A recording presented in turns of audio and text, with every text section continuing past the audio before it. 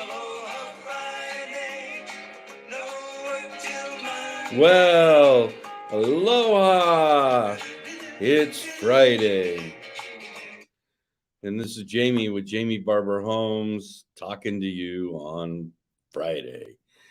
It's getting a little windy out here in Santa Clarita, but it's still a beautiful day, sunny, and there's no fires in the near neighborhood. Interest rates, they've crept up a little bit, but not enough to frighten anybody. So inventories are still not as good as they could be, but they're there. They're slowly growing as well. We're ending up with we're getting more houses to sell, which is great. We need that. So, but we're going to discuss first time buyers. So let's start with realtors. And let's start with some questions that you need to ask your realtor if you're going to be a first time buyer. So, as a first time buyer, you probably do have a lot of questions about the process. So, let's answer some of your questions. So, let's find what you need to do is find a realtor. And when it comes to finding the best real estate agent for your needs, it's important to seek out someone you can trust to guide you through that home buying process. It can be a little intimidating. To start, you can ask for referrals from your trusted friends and family members, the people who you know best that they can be helpful to guiding you. You know who had the best process, the transaction, who helped them. Okay, and you can, if you're interested in neighborhoods, you can even drive around your neighborhood and see who's got the most signs out. Um, and you can start an online search. But really, it's important to talk to your friends and neighbors and see who they've used. If you're looking to buy in your neighborhood, again, to see they've used and who they were happy with. Okay? So, shopping for your house is can be the most fun. Come on, everyone loves going in and looking at all those houses. You need to gather good information from your real estate agent during this phase. All right. A real estate agent can advise you on everything from how much down payment you might need or whether a neighborhood has a homeowners association to finding a lender you can work with. Now, what should you do when you're touring a house? If you've given your real estate agent a good idea of your wants and needs, they'll be able to guide you as to the home features that will fulfill your requirements. You know, how many bedrooms do you need? How many bathrooms? Um, if you want to grow your family, they can advise you to look for homes with a bathtub and at least one of the bathrooms for bathing your children. They can, the structural integrity, including on possible red flags that indicate a home that might need major renovations. Now, what neighborhood should you look in? Well, your realtor will be able to help you hone in on neighborhoods that will suit your lifestyle. For example, if you're interested in having your children receive a top-notch education, your real estate agent could suggest areas that have great schools. Or if you're a young professional interested in nightlife scene, your real estate agent could suggest areas with plenty of nearby amenities, restaurants, wine bars, those sort of things. Now, how much are homes selling for the neighborhood that you've chosen to look in? Well, knowing how much the homes have sold for gives you a realistic idea of what you might need to pay if you were to live in a certain neighborhood. So you can use this information and compare it to your budget. You know how much you're pre-approved for. And that's one thing that you're going to have to do is get pre-approved from your lender, but that's another episode we'll talk about. So we need to see whether or not you can live in a certain area. If that area doesn't fit your budget, your real estate agent can suggest similar areas that might be a better fit financially. What are resale values like in that area? The resale value of a home is a fairly good indicator of whether you'll be able to recoup your investment. In other words, will you be able to sell your home fairly quickly at a price at a price above what you paid? Real estate agents can do research on that information for you. Now, one other question is, why is this house for sale? Getting insight as to why the current homeowner is selling their house helps you know whether or not it's going to be a fit for you. If sellers are moving to another state for a job to start soon, they may be very motivated and need a quick sale.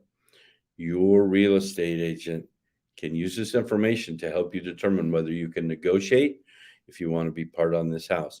Now, right now, with the prices the way that with the market the way that it is, we really it's going to be either asking or above. You're not traditionally in this market, you're not going to be able to get below what the asking price is, unless it's way out of out of the price range of the comps of the neighborhood, the comparative analysis of the neighborhood, and then you might be able to go in under value if the house has been on the market for a little while. Not traditionally happening right now, but if the selling real estate agent and the sellers would convince the sellers and they were being a little greedy, you might be able to put in an offer under the asking. But right now in this market, it's usually asking or above. Now, how long has this house been on the market? That's another question to ask. So generally speaking, the longer the house has been on the market, the harder it has been to sell. That's because potential buyers might be wondering what's wrong with the home. And if there's nothing wrong at all, then it's probably the pricing. So asking your agent that question, that'll help you give you insight on how much to offer. If it's been on the market a long time and it's not getting a lot of action, you might be able to to get the price down. And what's the history of the house? Understanding a home's sales history and other aspects can help you make an informed decision about whether you want to buy it. For example, the last selling price of the home can give you an idea of whether the current asking price is fair. If this home has a history of insurance claims because of natural disasters, it may mean you'll need to buy costly flood insurance. Your monthly mortgage payment won't just include the principal and interest on your home. It'll also include property taxes. And looking at the home's tax history can help you know how much the property tax you're likely to pay if you buy the house.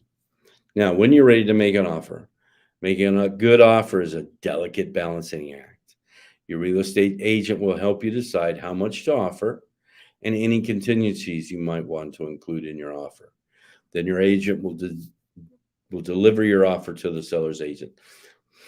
Now, there are some things that you definitely need to have, some of the contingencies, but we've gone through that before and we'll go through it again in another episode. But just make sure that you know that you're not going to want to waive the appraisals. You want to make sure that the house will appraise for what you want. And also your lender will probably need that there. You always want to make sure that you get home inspections just to make sure that you get there might be some hidden damage, things that you can't see that an inspector will be able to see. Also, that's that'll lead us into the next question. Do you see any problems with the house?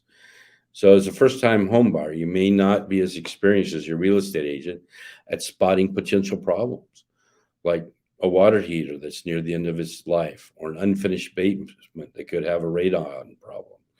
Knowing any problems will help you determine whether you really want to move forward with an offer and how to address any potential problems in the offer. Now, what concessions and contingencies do you recommend I include? That is what you're going to be asking your real estate agent.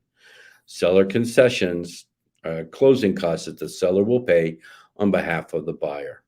Have a seller cover some of the closing costs can be especially helpful for first-time buyers. Phone call. So contingencies, on the other hand, are the conditions you have attached to your offer that need to be met before closing. If the seller agrees to your contingencies and the contingencies are met, you might get your earnest money back. Earnest money is the amount you deliver with the offer to show you're serious about buying the home. Traditionally, you don't get your earnest money back. What you get is your earnest money gets applied to the down payment. Your real estate agent can advise you on whether to ask for concessions. That's usually later after inspections. You may want repairs, and sometimes instead of repairs, you ask for uh, money towards closing costs if they're not willing to do it. Now, how much should you offer? Your real estate agent has likely helped many clients place offers before. So they can use various factors such as sales history, whether their homes have sold for in the neighborhood, comparative analysis, and the overall condition of the home. That will help you come up with a competitive offer. And how, what the sales volume has been, if the house has been going quickly and if they've been going over. Now that leads us to what have other houses sold for in this neighborhood. Your real estate agent will go into the MLS and can see what houses have sold for. That will give you an idea of what the property values currently are in your neighborhood. Now, even if you and your realtor have different tastes in homes, having them walk through the reasons whether a certain home is or isn't a good purchase can be very enlightening. They may point out benefits or flaws you haven't thought of. Because remember, you are now into a situation you're going to either be emotionally attached, or if you're just doing this strictly on the money issues, then that's not a problem. But traditionally, home buyers get emotionally attached. And so you may need someone, and that's your realtor, to help you through just looking at it step by step and taking some of the emotion out of it. So let's see what happens after a seller accepts your offer. Once your offer has been accepted, that's when the real work begins. Your real estate agent will arrange things like a home inspection. We'll start to look at the title.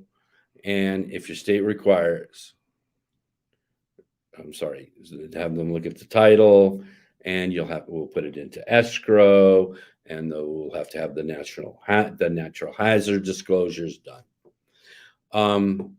Now, at this point in time, your real estate agent will probably be able to help you find an inspector.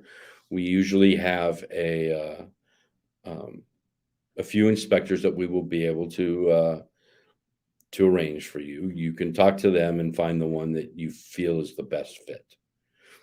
Okay.